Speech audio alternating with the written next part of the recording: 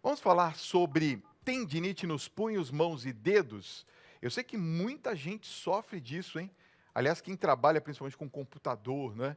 Aí já é mais até complicado, porque às vezes a tendinite pega de um jeito que você não consegue nem raciocinar direito. Vou conversar agora com a reumatologista, doutora Tatiana Molinas Hasegawa. Boa noite, doutora. Boa noite. Tudo bem? Seja Tudo muito jóia, bem-vinda. obrigada. Eu quero pedir desculpa que o Paulinho cantou lá horrivelmente aqui em Não, que é isso? japonês. Você era japonesa também, Sou doutora? descendente. Descendente Meus japonesa? avós eram. Tá certo.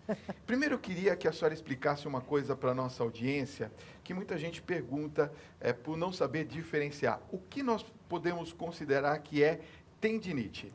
A tendinite, Fábio, é importante falar, diferente da artrite ou da artrose, é uma inflamação mais superficial, dos tendões mesmo, que são os cordões, como se fosse um cadarço que uniria, né, o músculo ao osso. É uma fibra, né, mais grossa, espessa, que passa entre os músculos. Então, ele faz a união entre o músculo e o osso. Então, a tendinite pode ocorrer em diversas doenças, patologias ósseas, mas comumente, atualmente, pelo movimento repetitivo mesmo, principalmente Celular? celular, vício postural, ou quem trabalha muito com sobrecarga mesmo dos braços, movimentos repetitivos, então, muitas horas, sem intervalo, propicia de forma também errada. Tá. Muito tensionado, quem não tem, né? Tensão, então trabalha com aquela força demais excessiva, favorece e predispõe aquele tendão a inchar, inflamar, ficar rígido a articulação. Já que a senhora falou sobre tensão, Tensão.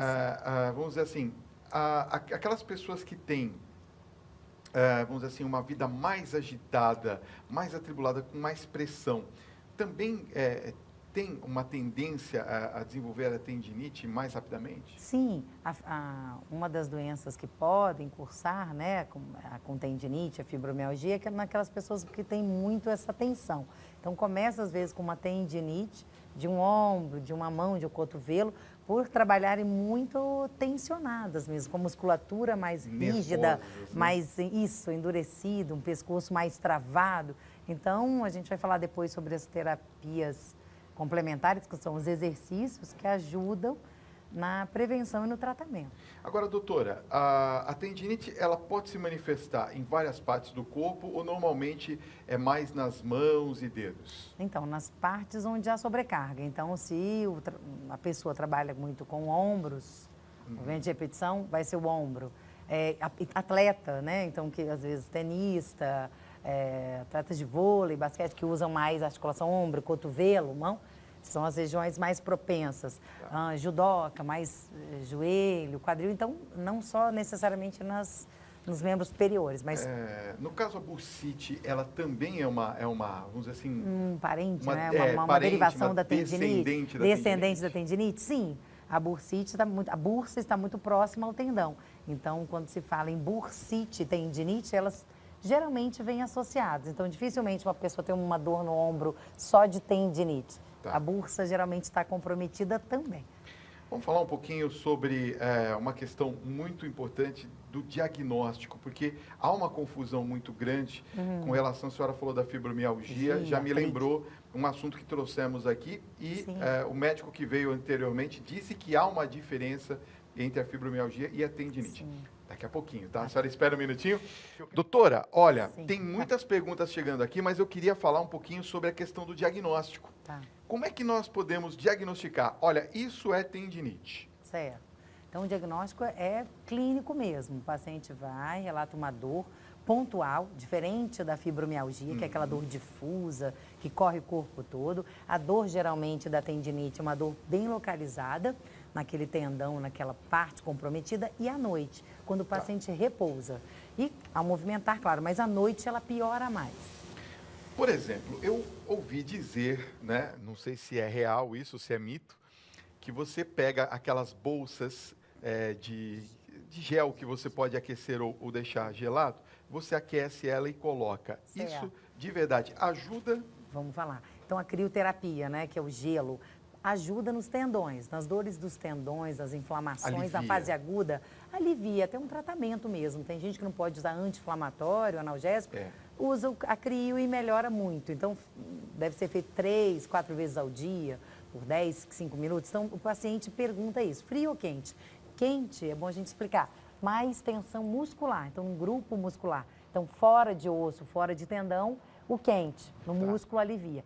Tendão, articulação, o frio. O gelado. É bom isso, esclarecer. Vamos às perguntas dos telespectadores? Você pode enviar sua pergunta, nós estamos ao vivo, são 9 horas e 35 minutos, 11 95033 6870. Esse é o Talk Show ao vivo, em horário nobre, que você pode entrevistar junto comigo. Quer coisa mais maravilhosa do que isso, né, doutora? Ótimo. Olha só que bacana. Boa noite, Fábio e doutora. Olha, eu tenho osteófitos, tendinopatia e miotendínea. É isso? Certo, Acertei? miotendínea. Aham. E causa muitas dores nos ombros. O José de São José dos Campos está perguntando, isso somente pode ser corrigido com cirurgia, doutora? Não, então, tratamento fase aguda. Vai ser analgésico, anti-inflamatório, às vezes essa miotendinite, os osteófitos, que são artrose também associada à tendinite dele, pode ser corrigido também com alguns remédios um pouco mais fortes que analgésico anti-inflamatório, e se não resolver com fisioterapia, no início da dor, pode ser feita uma aplicação, uma infiltração. É importante falar isso, Fábio. Antigamente não tinha esse recurso das infiltrações para alívio rápido da dor da tendinite, agora já... Okay. Olha, tem uma pergunta aqui do João Dutra, de Santa Maria, Rio Grande do Sul. Boa noite, Fábio e doutora Tatiana. Qual que é a influência da alimentação nas inflamações? Hoje existe uma linha importante de estudo dentro da nutrição, então da dieta. Então, existem alguns alimentos pró-inflamatórios que levam à inflamação e, enfim, é um assunto bem amplo, complexo da nutrição, e é um ramo muito estudado dentro das doenças reumáticas. Então, existem sim, para responder assim mais geral, né, sem entrar muito em detalhes, alimentos que favorecem a inflamação na articulação e nas juntas. Então, nos tendões, nas bursas.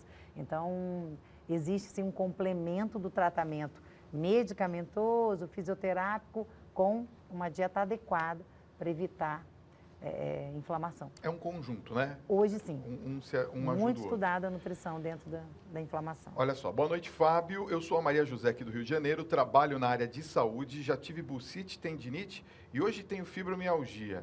Eu tenho rupturas em tendões, estou afastado do trabalho e fazendo fisioterapia. Eu quero já aproveitar o que a Maria José está falando, que eu sei que muitas pessoas também têm uma associada à outra ou as duas ao mesmo tempo. A fisioterapia ajuda nesse sentido? Muito, Fábio. Só que não pode ser assim 10, 20, tem que ser muitas sessões. Às vezes o paciente se engana, já fiz 10, já fiz 20, faz um grupo limitado de sessões e... Desiste. Uma doença que é um curso demorado, 3, 4 meses de fisioterapia, quase dia sim, dia não. Então tem que ter uma persistência aí na parte da físio que ajuda bastante. Vamos a uma pergunta do Pierre, lá de Caxias do Sul, que eu tenho certeza que muitas pessoas estão nos acompanhando e a fazer. Ele fala assim, doutora Tatiana, eu tenho uma compulsão em estalar os dedos das mãos. Tá. Isso pode desencadear algum problema reumático? Todo mundo pergunta isso. Não. Alívio mesmo daquele gás, é uma superfície de pressão negativa, então isso não tem nenhum estudo, nada falando que isso vai levar a uma artrose, uma tendinite. Nada comprovado, Fábio. Pode se instalar nos dedos. Olha, tem uma pessoa aqui, deixa eu ver, não colocou o nome. Está perguntando se existe algum tipo de remédio que auxilie a fibromialgia ou a tendinite. Sim, na prevenção, acho que ela quis dizer, né? Eu acredito Para que fibromialgia já diagnosticada, é o tratamento mesmo. Prevenir fibro, antissedentarismo, uma dieta adequada, menos tensão, aquilo que a gente estava falando. Então, isso tudo da parte emocional, bem tratado direitinho junto com essa equipe, nutrição e exercício, ajudariam. Tendão, a mesma coisa, né? Então, você está bem condicionado, com uma boa dieta e trabalhar com nível de estresse mais relaxado, isso vai prevenir a doença. Uma vez diagnosticado, tem que tratar mesmo, é remédio. O José Roberto, daqui de São Paulo, está perguntando se a fibromialgia e a tendinite já são algum tipo de inflamação referente a algum desgaste daquela articulação próxima. Certo. Fibromialgia não está associada a desgaste, é uma doença, uma entidade, uma doença à parte. Tá. Tendinite pode estar associada ou não. Então, as duas são coisas diferentes. Desgaste é uma coisa, tendinite, fibromialgia são outras patologias completamente diferentes. Tem uma pessoa aqui, deixa eu ver como é que ela chama, Alvarez, acho que é isso, né? De Palmares, Pernambuco. Olha, beijo, carinhos para vocês, Pernambuco. Está falando assim, boa noite, Fábio. Boa noite, doutora Tatiana. Qual que é a importância do cálcio? Muito. Então, o cálcio, falando em outras doenças, osteoporose, osteopenia, seria na prevenção delas. Para fibromialgia e tendinite, não. Que coisa, não? Coisa, né? Vamos continuar daqui a pouquinho.